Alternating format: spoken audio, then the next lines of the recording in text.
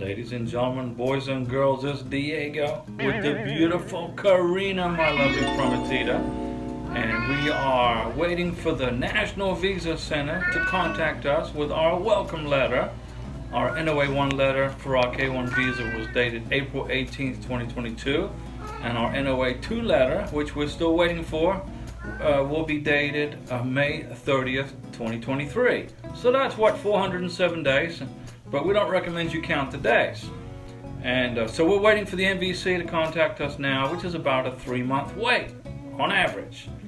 And Karina is from Caracas, Venezuela, but she is a legal resident of Bogota, Colombia. And I live in the Panhandle of Florida, near Pensacola, north of Navarre Beach. And Navarre Beach is where we're going to get married here in Florida by Captain Bill. Captain Bill's our wedding officiant. But this video is about Malaysia, embassy processing, K1 visas, and a little bit about the beautiful country and the beautiful people of Malaysia. Come on, let's go. Now, Malaysia is a country in Southeast Asia, and it is the 66th largest country by total land area, with a land area of 127,264 square miles. What is that in kilometers? I have no idea. I live in the United States of America. We don't work in kilometers. Now, the federal constitutional monarchy of Malaysia consists of 13 states and 3 federal territories, which is separated by the South China Sea into regions. This is very interesting. Now, you know, the United States is made up of 50 states, with Washington, D.C. as the district.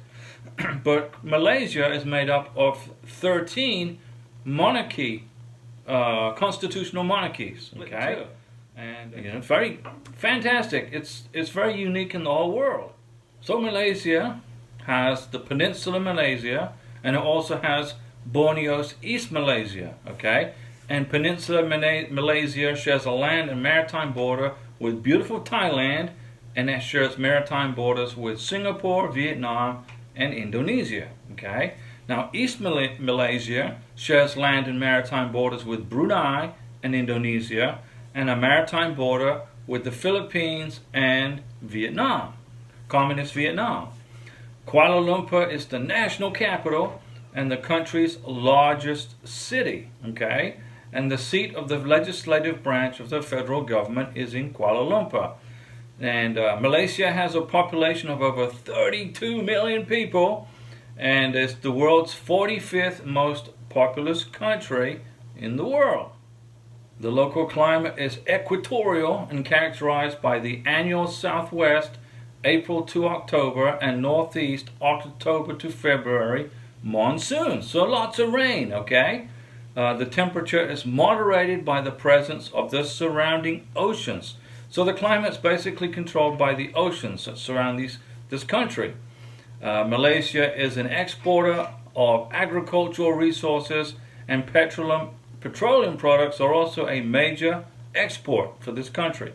Malaysia has once been the largest exporter and producer of tin, rubber, and palm oil in the world. Okay, now I know they used to produce tin in Cornwall in England, 100 years ago. But Malaysia was the largest producer. Okay, manufacturing has a large influence in the country's economy. Although Malaysia actually is the world's largest producer of palm oil. Okay, and the official language of Malaysia is Malaysian Malay. That's the official language, and it is a standardized form of the Malay language. Now, English remains a second language, so it's an active second language, and it is allowed. English is allowed for official purposes under the National Language Act of 1967. But now let's talk about food, ladies and gentlemen, boys and girls. My favorite subject, food. Malaysia's cuisine reflects the multi-ethnic makeup of its population, and there's lots of different cultures from within the country and surrounding regions that have greatly influenced the cuisine of this beautiful place.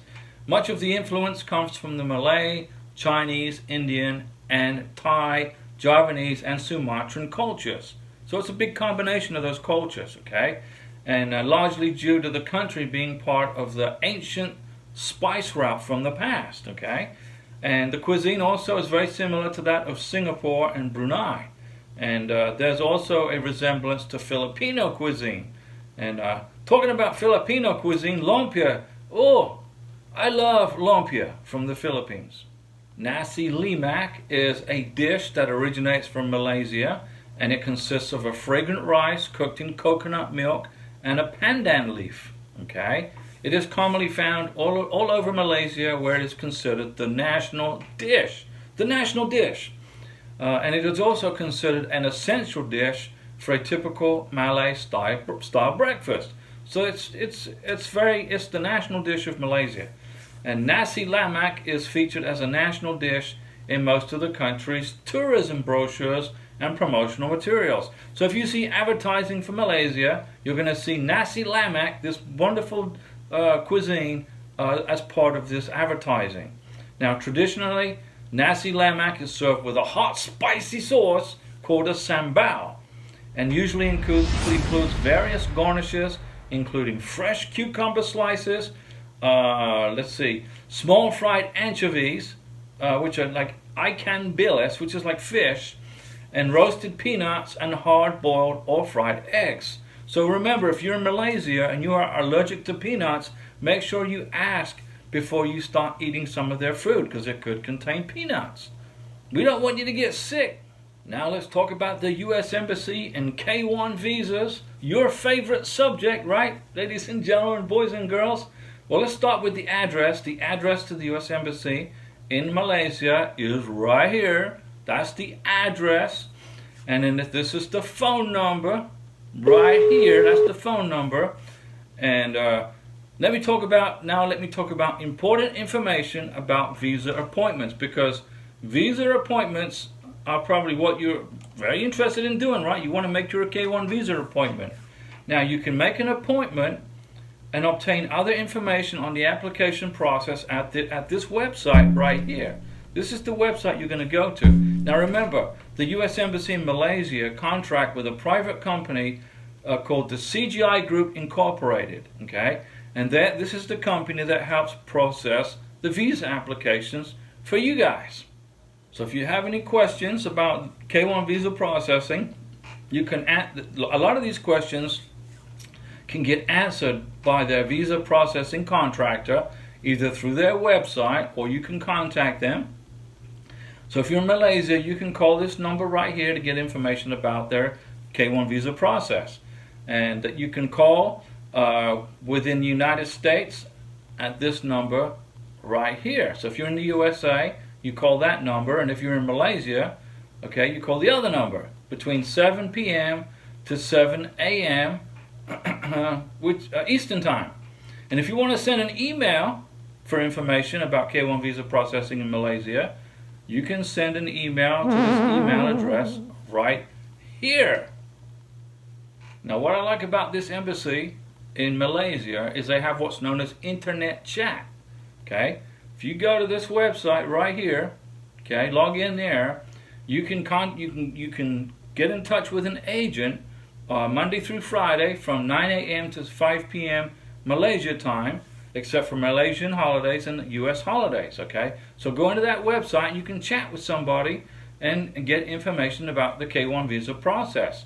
Now, both Malaysians and non-Malaysians who have resided in Malaysia for a period of more than 1 year, okay, you guys are going to need a Malaysian certificate of good conduct, which is basically a police certificate, okay? And applicants residing in Malaysia should submit their applications to the Consular Division, Ministry of Affairs, at the following address, right here. Now, the application for the Malaysian Certificate of Good Conduct, aka Police Certificate, as well as the addresses and phone numbers of Malaysian missions abroad are available at the Malaysian Ministry of Affairs website right here. So you're going to go here, log in here to apply for your Malaysian Certificate of Good Conduct, which is required by the U.S. Embassy, okay, to process your K-1 visa and K-2 visas.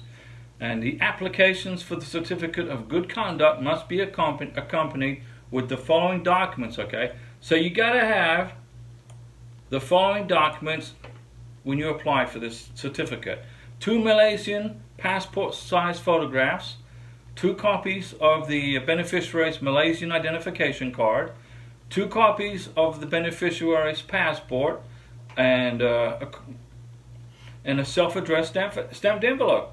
And then there's a processing fee, obviously, which can be paid in cash or a Malaysian postal order made under the name of Akuntan Negara Malaysia.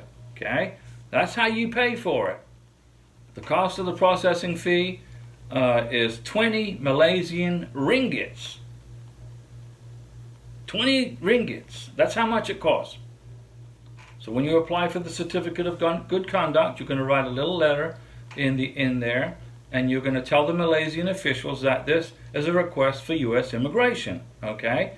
In Malaysia, they offer a certificate of good conduct based upon statutory declaration alone. Okay? And that is not sufficient for U.S. immigration purposes. U.S. immigration requires an actual check of Malaysian police records be made. Okay?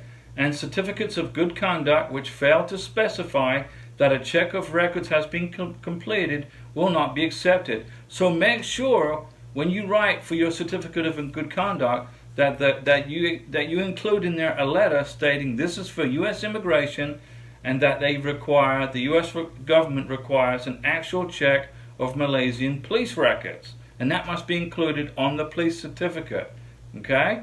Now the processing time for a police certificate is 1 to 2 months from the date of submission. So you got to start planning way in advance for this police certificate. Okay, guys? Now this certificate of good conduct, after 1 to 2 months of processing, will be forwarded to the applicant, you, Mr. Beneficiary, Miss Beneficiary, because they're going to use the self-addressed stamped envelope that you included in your request. And you can also, if you want to, pick up the certificate at the consular divisions counter if you want to go there. Now, let's talk about some data here. In fiscal year 2022, 27 K1 visas were approved for the beautiful citizens of Malaysia by the U.S. State Department at the U.S. Embassy in Kuala Lumpur. And it was taking between 34 to 54 days on average to schedule a visa interview. But this can change depending on the workload, the staffing levels, etc. at the embassy. Thanks for watching, boys and girls, ladies and gentlemen. Don't forget, I'm not an immigration attorney. I don't work for USCIS, and I don't give you any legal advice. But I got years and years and years of experience in getting successful K1 and IR1 CR1 visas and K2s approved. Okay? Don't forget the live stream on Wednesdays at 5 p.m., Saturdays at 7 p.m., and Sundays at 11 a.m. And we will see you soon in the United States of America with your K1, K2 visas in your passports, flying on an airplane to the Constitutional Republic of the United States of America. Thanks for watching. Stay patient, guys. You will get your visa. Stay patient. Okay. I'll be back.